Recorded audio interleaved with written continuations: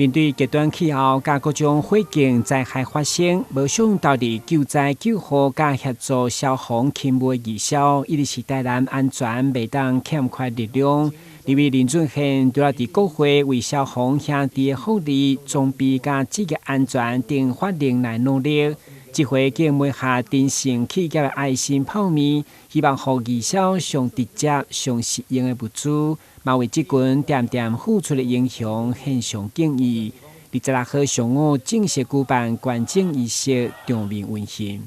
透过委员的帮助我们珍盛企业捐助了200箱的泡面，那互咱的拍尾兄弟有一个温暖互你知影讲有人咧关心你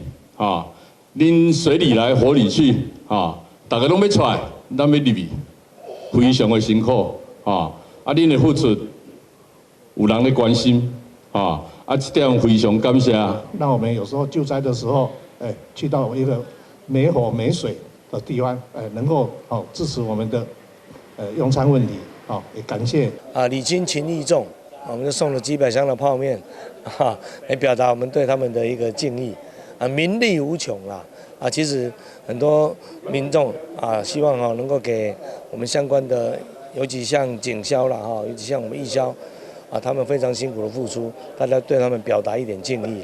了因为他们的努力也让台南成为一个幸福安全的城市。根据统计，目前全市总共有3500名义消人员拢在无私奉献。立委林俊宪强调，未来会持续甲企业合作，来关心基层公务体系之间团结爱的力量。台南新闻军事采访报道。